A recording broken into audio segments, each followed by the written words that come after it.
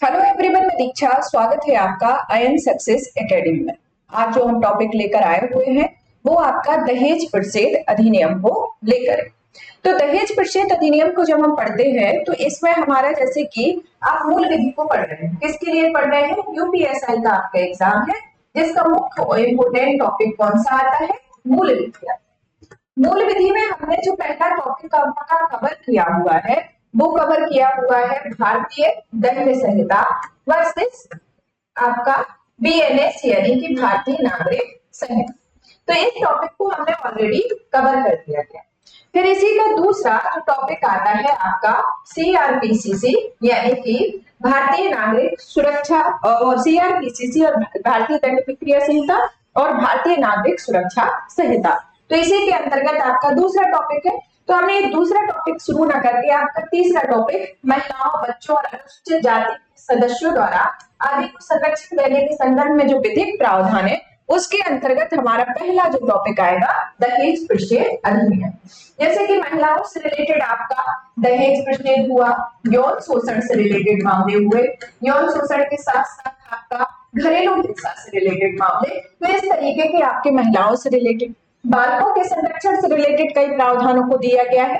साथ ही साथ में अनुसूचित जाति के सदस्यों के संदर्भ में कुछ संरक्षण से रिलेटेड संबंधी विभिन्न प्रावधानों को दिया गया है। तो इन्हीं प्रावधानों को आज की क्लास के अंतर्गत शुरू करेंगे, जिसमें पहला प्रावधान जो आता है आपका दहेज प्रतिषेध अधिनियम उसको लेकर है। तो इसको डिटेल में पढ़ेंगे। तो दहेज प्रतिषेध अधिनियम को पढ़ने के पहले हम जान लें कि यह किस तरीके का अधिनियम है, इसमें कितनी धाराएं हैं, इसे कब लागू किया गया, किस तरीके का अधिनियम है, तो पूरी डिटेल को जानेंगे। तो चलिए सबसे पहले हम ये जान लेते कि आखिर कोई अधिनियम जैसे ये बनाया गया है तो अधिनियम की क्या प्रक्रिया होती है। अधिनियम की प्रक्रिया को थोड़ा शॉर्ट में समझ लेते हैं। जैसे कि कोई विधेयक है, क्या होता है? कोई विधेयक क्या होता है? सदन में पेश किया जा रहा है। कहां पर पेश किया जा रहा है? सदन में। ये विधायिका होगा, ये आपका सेंट्रल स्तर पर यानी कि केंद्र पर कौन सी होगा? संसद होगी, केंद्र में संसद आएगी। तो राज्यों में क्या होगा? राज्यों में आपकी विधायिका होगी। दोनों में क्या होगा? यहाँ पर केंद्र में संसद और राज्यों में विधायिका। तो यहाँ पर जो संसद होती है, संसद में कौन आता है आपका? संसद के तो संसद के अभिन्न अंग के अंतर्गत आते हैं। जैसे आपके कौन कौन आते हैं संसद के अभिन्न अंग में? आपका लोकसभा, राज्यसभा और राष्ट्रपति, यानी कि तीनों को मिलाकर आपकी संसद का निर्माण होता है। इसी तरीके से जो विधायिका होती है, विधायिका यानी कि जो राज्य के स्तर पर होता है, उसमें कौन कौन आती है? राज्यपाल आती है, राज्यपाल प्लस विधानसभा और विधान परिषद, ये इनके तीनों आते हैं। तो यहाँ हम संसद की बात करें, जैसे कि कोई केंद्रीय कानून अगर राज्य के स्तर का कानून है तो विधायिका के द्वारा पारित किया जाता है, और जो केंद्रीय स्तर का कानून होता है वो संसद के द्वारा पारित किया जाता है।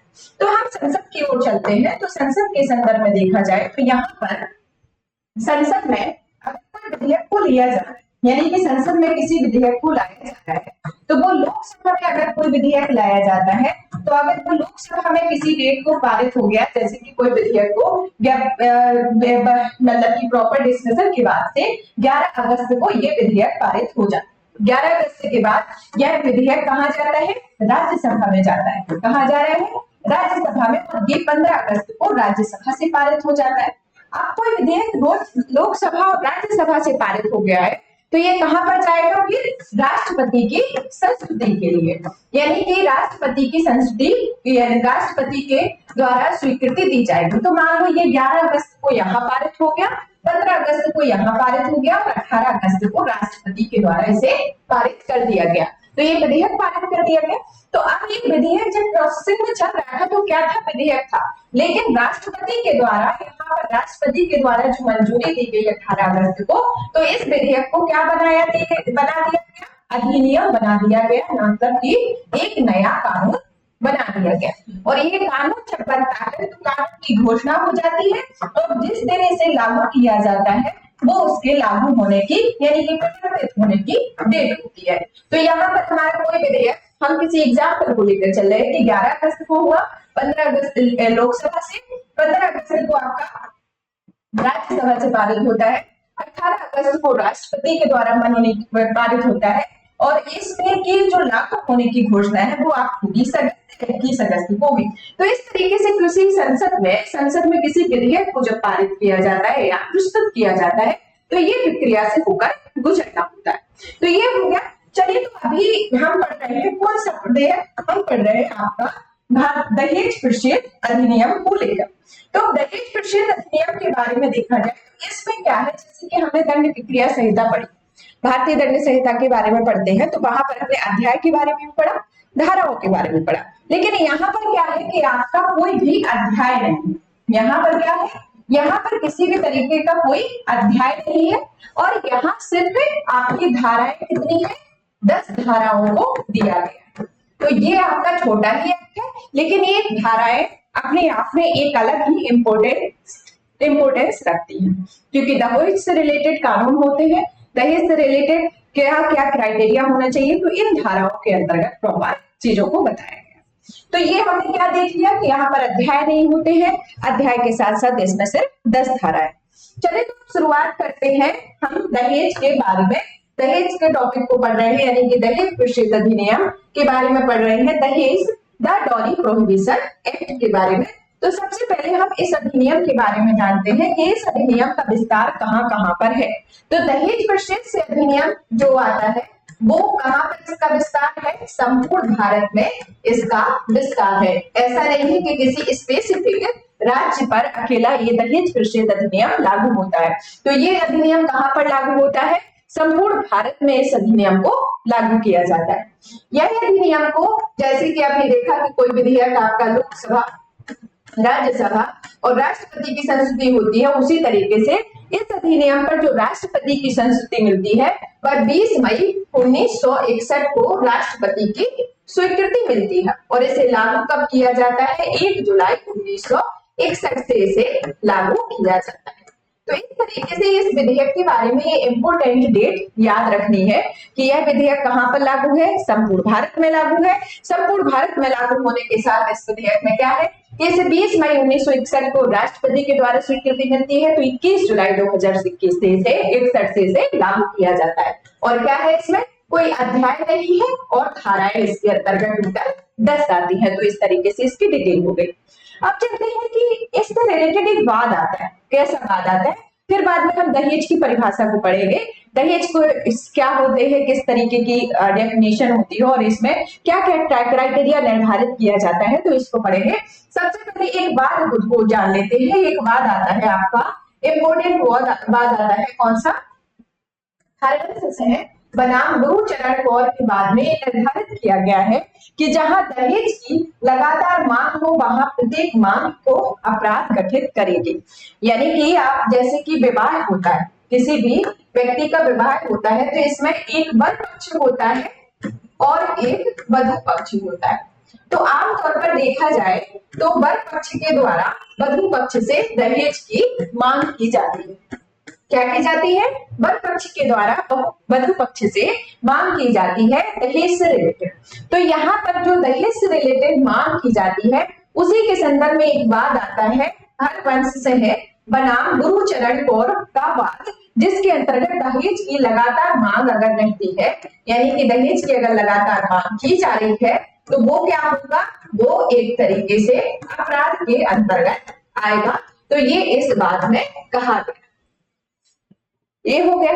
तो हमने तो ये बात के बारे में जान लिया कि ये गठित हो गया। अब चलते हैं हम डेफिनेशन की ओर कि आखिर दहेज की डेफिनेशन होती क्या है। जैसे कि हमने पढ़ तो लिया कि दहेज ये है वर पक्ष, और जब विवाह होता है तो वर पक्ष के द्वारा वधु पक्ष से या फिर किसी रिश्तेदार नातेदार से दहेज मांगा जाता है। क्या किया जाता है कि यानी ऐसी संपत्ति या मूल्यवान चीज को मांगा जाता है जो उसे अभिप्रेरित हो और जो विवाह के पूर्व या पश्चात दी जाती है। अगर विवाह की डेट 22 अगस्त निर्धारित कर दी जाती है तो उसके पहले आपका दहेज दे दिया जाता है। यानी कि कोई ऐसी संपत्ति जैसे कि गाड़ी हुआ, पैसे हुआ या फिर गोल्ड हुआ, तो इस तरीके की चीजें दी जाती है या घर की डिमांड रखी जाती है। तो ये डिमांड के अकॉर्डिंग देखा जाता है। तो ये पूर्व की स्थिति में भी होता है और ये आपके बाद की स्थिति यानी कि पश्चिम में भी होता है, तो इस बाद में भी होता है। तो ये आपका पहले और पश्चात दोनों ही स्थितियों में देखने को मिलता है।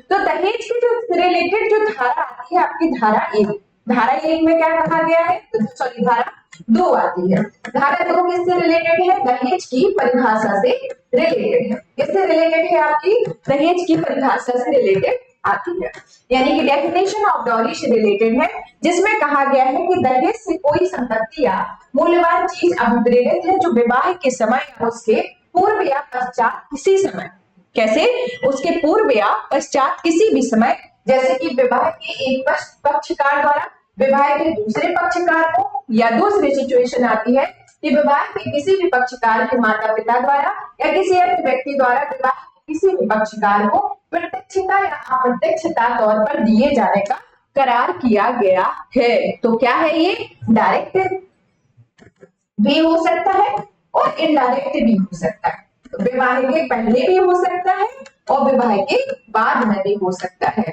तो किस चीज की डिमांड, यानी कि किसी संपत्ति या मूल्यवान चीजों से रिलेटेड। तो इसमें ये आपके आएंगे कि विवाह के दौरान के अगर किसी संपत्ति किसी से ली जाती है, उसके रिश्तेदार या नातेदार से या वधू पक्ष से ली जा रही है, तो उसमें ये आपकी मतलब कि दहेज की डेफिनेशन के अंतर्गत आएगी, चाहे वो विवाह के पहले दी जाए या विवाह के बाद दी जाए, या इसमें इसे प्रत्यक्ष तौर पर दिया जा रहा हो या अप्रत्यक्ष तौर पर। तो ये तो हमने डेफिनेशन जान ली, तो अब डेफिनेशन को जान रहे हैं तो ये किस धारा में आएगा, क्योंकि दहेज को पढ़ रहे हैं। इसमें टोटल 10 धाराएं हैं, तो धारा 2 के अंतर्गत क्या होगा, आपका दहेज प्रतिषेध अधिनियम आएगा, दहेज की डेफिनेशन आएगी। अब चलते हैं नेक्स्ट कि अधिनियम की जो धारा 3 है, जैसे कि धारा 2 जो आई वो हमें दहेज की डेफिनेशन को जाना। अब धारा 3 में क्या कहा गया है उससे रिलेटेड देख लेते हैं। तो धारा 3 कहती है कि दहेज देने या लेने से शासन का प्रावधान दिया गया है, यानी कि इसमें क्या है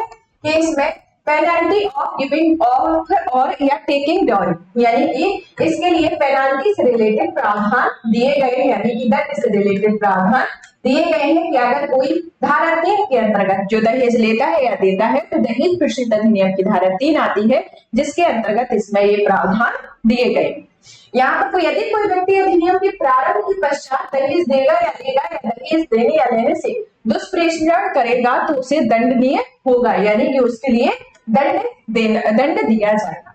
और दंड के रूप में क्या होगा, जैसे कि इस धारा के अंतर्गत ये तो बता दिया गया कि इसके लिए दंड दिया जाएगा, लेकिन दंड क्या दिया जाएगा, दंड के प्रावधान के तौर पर देखें तो इसमें कारावास जिसकी अवधि क्या होगी 5 वर्ष से कम होगी, यानी कि मिनिमम कितने का आपको कारावास दिया जाएगा 5 वर्ष का होगा, और जुर्माने के रूप पर कितनी राशि देनी होगी 15,000 रुपए या उससे अधिक के मूल्य, दोनों की या दोनों ही स्थितियों में आपकी दोनों ही चीजें को देना पड़ेगा।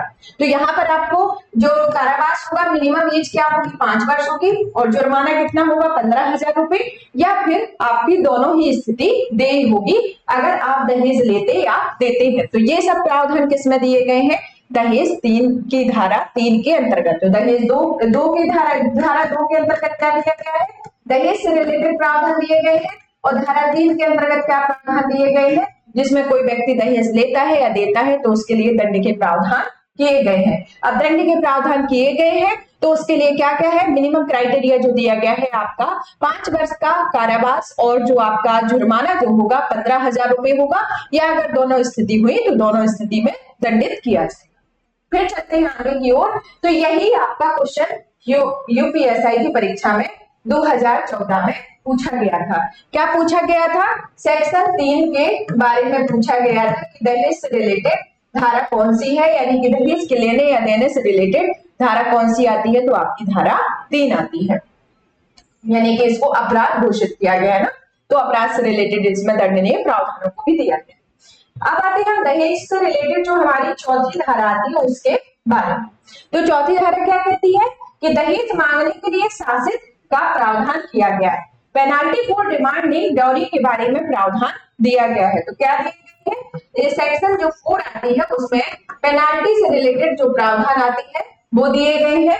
और आपका नेक्स्ट की ओर चला जाए तो इसमें आता है आपका, यदि कोई व्यक्ति, जैसे कि दहेज से रिलेटेड ये प्रावधान तो मानते हैं कि दहेज मांगने के लिए ये प्रावधान है, लेकिन इसमें जो आपके किस तरीके के प्रावधान है, जैसे कि यदि कोई व्यक्ति यथास्थिति वर या वधू से माता पिता या अन्य नातेदार या संरक्षक से किसी दहेज की प्रत्यक्ष या अप्रत्यक्ष तौर पर मांग करेगा तो वो दंड का भागीदार होगा।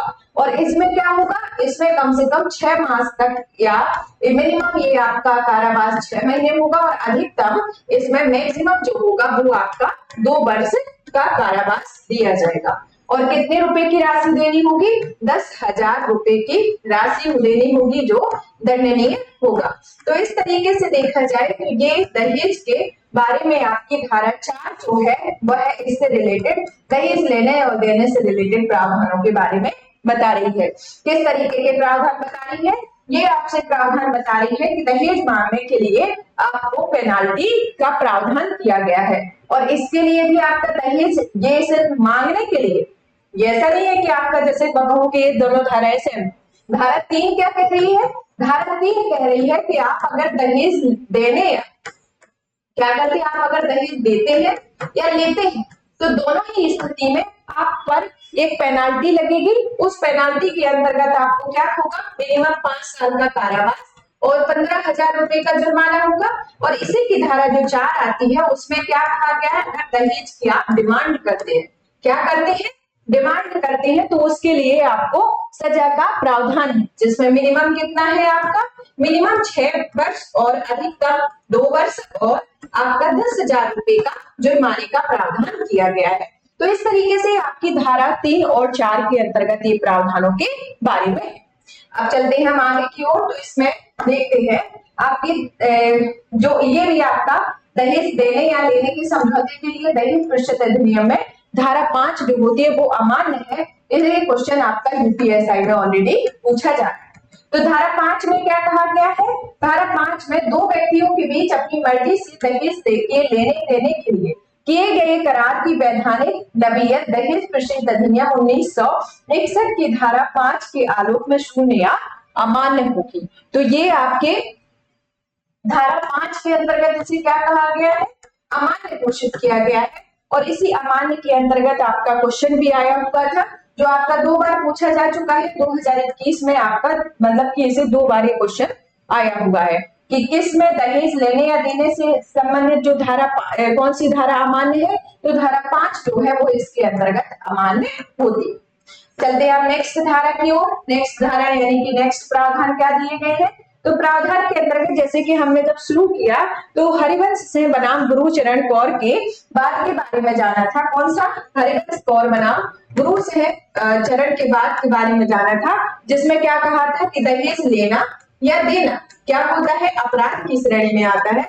इसी तरीके से एक और बात आता है विनय कुमार बनाम उत्तर प्रदेश राज्य। इस उत्तर प्रदेश राज्य के बाद में उच्चतम न्यायालय के द्वारा निर्धारित किया जाता है, जहां पत्नी असमान स्थितियों में, क्या कहा गया है, जहां पर पत्नी असमान परिस्थितियों में विवाह के 7 वर्ष के भीतर, यानी कि अगर आप किसी महिला का विवाह हुआ है तो विवाह के 7 वर्ष हुए हैं, यानी कि 7 साल के भीतर, 7 साल के भीतर ही वह मर गई है या तर्क किए जाने या क्रूरता के संदर्भ में अपनी मृत्यु के पूर्व बयान दी थी कि वहां अभियुक्त व्यक्तियों को दोषित मान्य है। यानी कि एक तरीके से देखा जाए कि अगर जब भी किसी महिला की शादी हुई है तो उसके 7 साल के अंदर अगर उस महिला की मृत्यु हो जाती है या फिर उसे किसी भी तरीके की प्रताड़ना दी जाती है या ऐसा कुछ होता है जिससे वह स्त्री की डेथ हो जाती है, तो वह किसी अभियुक्त व्यक्तियों को दोषित इसके अंतर्गत मान्य किया जाएगा।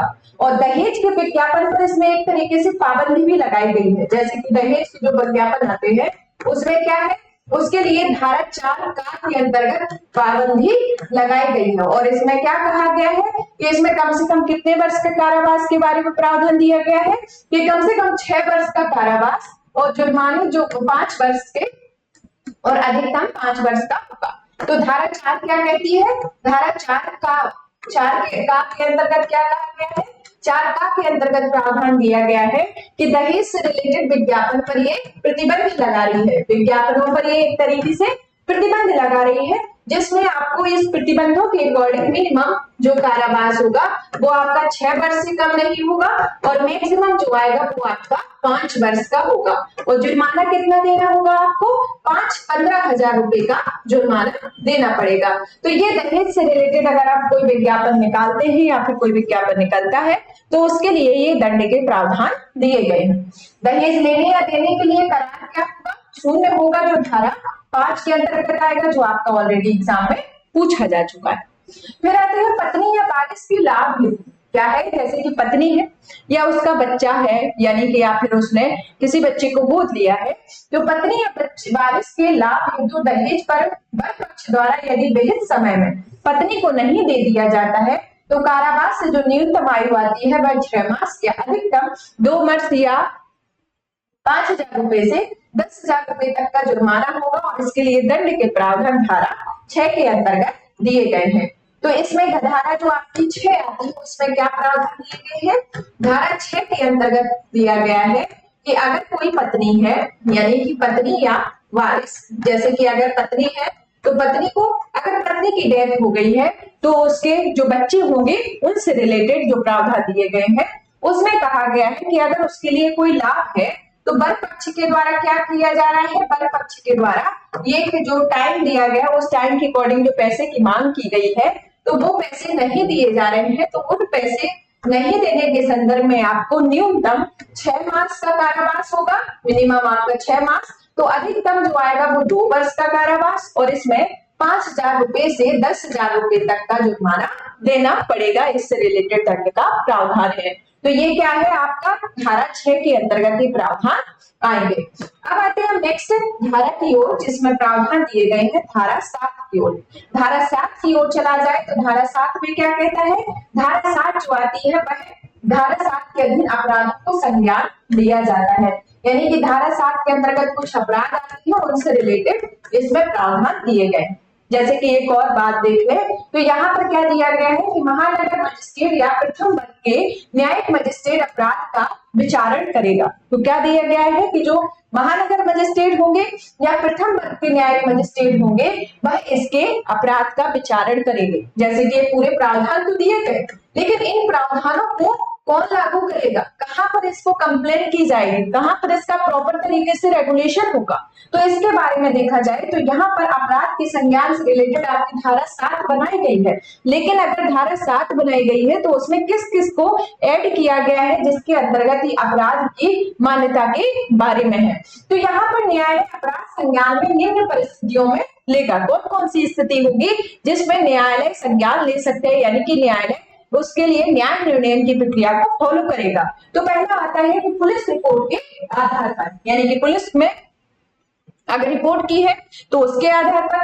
दूसरा कि न्यायालय द्वारा अपनी जानकारी पर, किस पर? न्यायालय द्वारा अपनी जानकारी पर व्यवस्थित व्यक्ति या उसके माता पिता या उसके अन्य नातेदार के परिवार पर और किसी मान्यता प्राप्त कल्याण संस्था या संगठन द्वारा किए गए परिवाद पर। तो किसके बारे में? कौन कौन से अधिनियम, मतलब कि क्या क्या अगर न्यायालय इस पर अपना डिसीजन दे रहा है या न्यायालय में कोई अपराध से रिलेटेड या किसी न्यायिक मजिस्ट्रेट के अंदर तो ये कहा गया है, मतलब कि इनके पास में कोई अपराध आता है इस तरीके के दहेज से रिलेटेड, तो उनके लिए क्या क्या क्राइटेरिया फुलअप होना चाहिए तभी उस पर गवाही होगी या फिर उस पर न्याय निर्णय किया जाएगा। तो पहला तो आपकी पुलिस रिपोर्ट के आधार पर होना चाहिए, दूसरा कि न्यायालय स्वयं अपनी जानकारी पर हो, तीसरा कि व्यवस्थित व्यक्ति या उसके माता पिता या उसके नातेदार के परिवार पर, साथ ही साथ किसी मान्यता प्राप्त कल्याण संस्था या संगठन के द्वारा परिवार पर। तो यहाँ 3 स्थितियां होंगी, 4 स्थितियां होंगी, उन 4 स्थितियों के अंतर्गत जो न्यायालय होंगे उस पर संज्ञान लेंगे। तो इन परिस्थितियों को ध्यान रखना है कि क्या कि पुलिस अगर रिपोर्ट कर दे, दूसरा कि स्वयं के द्वारा गवाही करे, तीसरा कि उसके परिवार के द्वारा और तीसरा कि किसी कल्याण या संस्था के द्वारा। तो इन 4 स्थितियों के अंतर्गत धारा 7 में ये आपके अपराधों के संज्ञान से रिलेटेड प्रावधान दिए गए। फिर चलते हैं धारा 8 की ओर। कौन सी धारा आती है? धारा 8। धारा 8 क्या कहती है? केस अधिनियम के अधीन प्रत्येक अपराध को अजमानती और असमनीय होगा। तो क्या कहा गया है कि यह अजमानती और असमनीय होगा। यह जो प्रावधान है वह धारा 8 के अंतर्गत दिए गए। किसमें दिए गए हैं? धारा 8 के अंतर्गत ये प्रावधान दिए गए हैं। अब धारा 3 है और 4 में जो दिए गए प्रावधान, जैसे कि 3 के अधीन क्या कहा गया है, आपने देखा कि दहेज लेना या देना अपराध कहा गया है धारा 3 में। और धारा 4 में क्या कहा गया है? धारा 4 में कहा गया है कि अगर आप किसी दहेज को मांग करते हैं, यानी कि ये आप लेते हैं या देते हैं, ये लेना देना सिर्फ हो गया। तो यहाँ 4 में जो कहा गया है, यहाँ 4 में कहा गया है दहेज की मांग करते हैं, यानी कि दहेज मांगते हैं। तो इस स्थिति में तो यह साबित करने के लिए उसी पर, तब यह साबित करने का भार उसी पर होगा जिसने उन धाराओं के अधीन कोई अपराध नहीं किया है। तो अगर कोई इस धाराओं के अधीन कोई अपराध नहीं किया है, धारा 3 और धारा 4 के अंतर्गत, तो वो जो होगा वो आपके धारा 8 के का के अंतर्गत आएगा। तो धारा की 8 का क्या कहती है? धारा 8 में कहा गया है कि अगर धारा जो जिस तरीके से धारा 3 के अंतर्गत दहेज लेने या देने के संदर्भ में दंड के प्रावधान है, 4 में मांगने दहेज के मांगने से रिलेटेड प्रावधान है। तो इस तरीके से अगर अभियोजित होता है तो यह जो साबित भार है उसी के आधार पर इसे उन धाराओं के अधीन अपराध नहीं कहा जाएगा जो धारा 8 का के अंतर्गत प्रावधान दिए गए। खा में क्या प्रावधान दिए गए हैं कि 8 खा कहता है कि राज्य सरकार जितनी आवश्यकता हो वह अपनी दहेज प्रक्षेप अधिकारी को नियुक्त कर सकती है। तो दहेज प्रक्षेप अधिकारी से रिलेटेड जो प्रावधान है वो धारा 8 खा के अंतर्गत दिए गए हैं। तो किससे रिलेटेड है? 8 खा के अंतर्गत दहेज प्रक्षेप से रिलेटेड प्रावधानों को दिया गया है, जिसमें अधिकारी निम्नलिखित शक्तियों और कृत्यों का पालन करेगा। तो अगर ये दहेज प्रक्षेप से रिलेटेड कुछ प्रावधान दिए गए हैं, कुछ अधिकारियों की नियुक्ति की जाती है, तो उसके लिए कौन कौन से प्रावधान है जिसके तहत इस प्रक्रिया को और निरंतर तरीके से चलाया जाए। तो इसमें जैसे कि यह देखना कि अधिनियम के उपबंधों का अनुपालन हो रहा है, या दूसरी स्थिति की दहेज देने या दहेज लेने का दुष्प्रेरित करना या दहेज मांगने का यथासंभव रोकना, या तीसरा केस अधिनियम के अधीन अभियोजन के लिए ऐसा साक्ष्य एकत्रित करना जो आवश्यक हो आदि। तो इसमें क्या कौन सी स्थितियां बताई गई है? इसमें स्थितियां बताई गई है कि अगर दहेज प्रक्षेप अधिकारी है तो उनके लिए शक्तियों और कौन कौन कृत्यों का पालन करना होगा।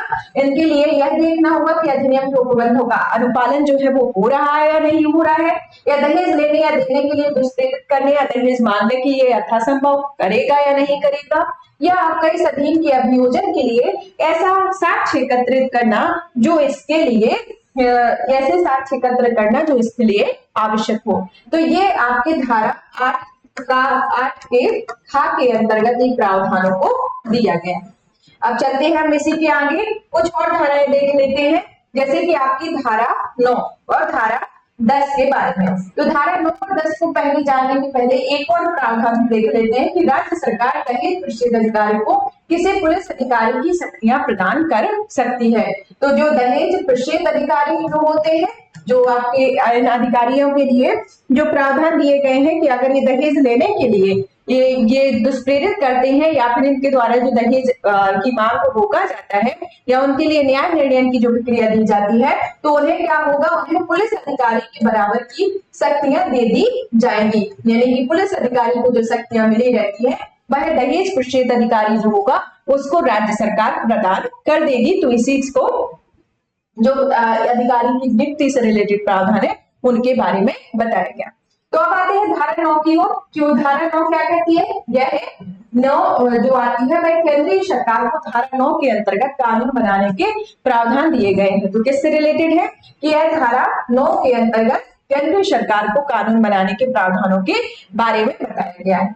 और धारा 10 में क्या कहा गया है कि राज्य सरकार द्वारा धारा 10 के अंतर्गत कानून बनाने के प्रावधान है। तो ये कौन कौन सी धारा होगी? आपकी 9 हो गई, 10 हो गई, जिसमें 9 में केंद्रीय सरकार को प्रावधान दिए गए हैं, तो 10 में राज्य सरकार को कानून बनाने से रिलेटेड प्रावधानों को दिया गया है।